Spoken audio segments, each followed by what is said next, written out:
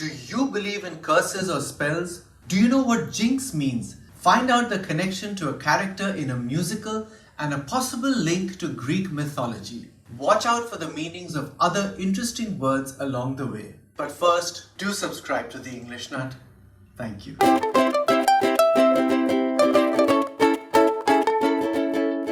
One of the first English words I learned as a child was jinx. I'm aware that this is not normal. Children usually start learning English with three-letter words like cat, bat, and hat.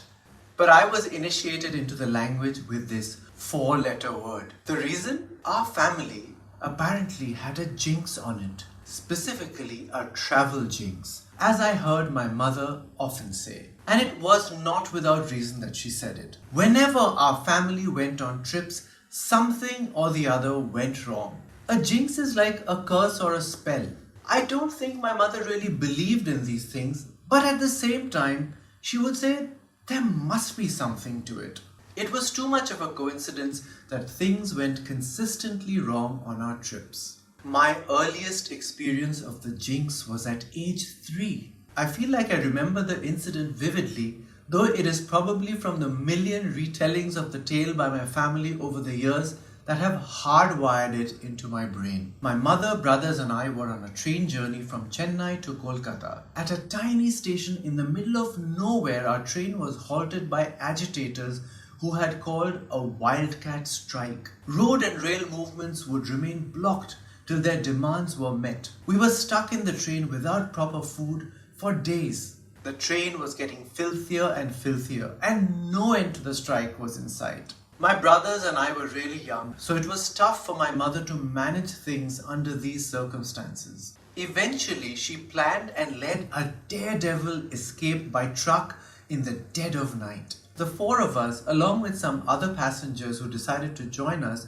got into the back of a truck, covered ourselves with tarpaulin, and drove undetected on back roads. At one point, we had to get off the truck to make it light enough to go over a damaged bridge. We managed to cross the state border before dawn. Finally, we were out of harm's way. The word jinx, meaning something or someone who brings bad luck, was first seen in print in the early 1900s in sports reportage in America, mostly related to baseball. It was spelt differently though.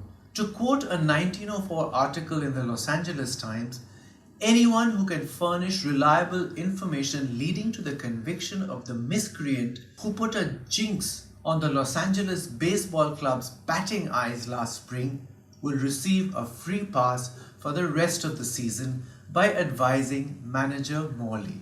The word may have come into sports from theatre, specifically from a musical comedy called Little Puck, written in 1887 by four gentlemen, Messrs. Gunter, Maeder, Fraser and Taylor.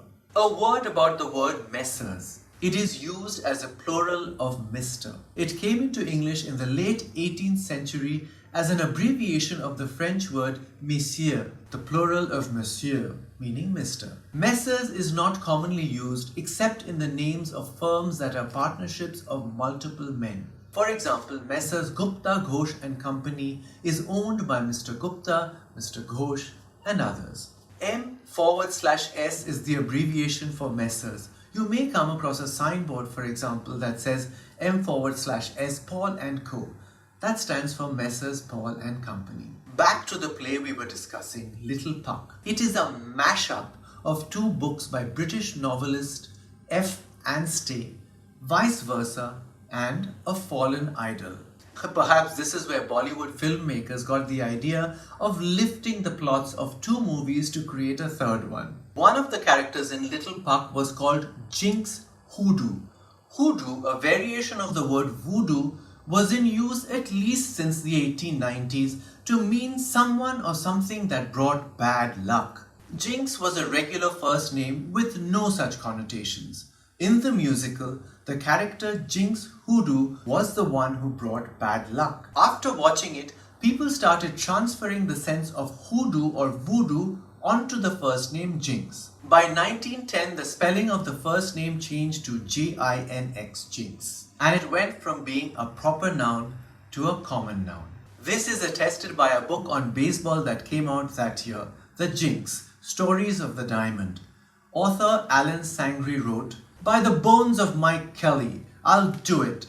Yes sir, I'll hoodoo the whole darn club. I will. I'll put a jinx on him or my name ain't Dasher." And that goes. Note that both the first and last names of the character Hoodoo Jinx are being used to convey the sense of a curse. The word jinx spelt with a Y was in use since the late 17th century. It meant a charm or a spell and is said to have come from the Latin word spelt JYINX or IYINX, which comes from IYUNX, the Greek name for the wryneck bird. This bird was used for casting spells and is linked to a sorceress in Greek mythology who was changed into a bird as punishment for casting a spell on Zeus. However, it has not been proven that jinx with a Y is connected etymologically to the modern jinx with an I, though I must say it would seem logical. In case you're curious, my jinxed trips continued for years,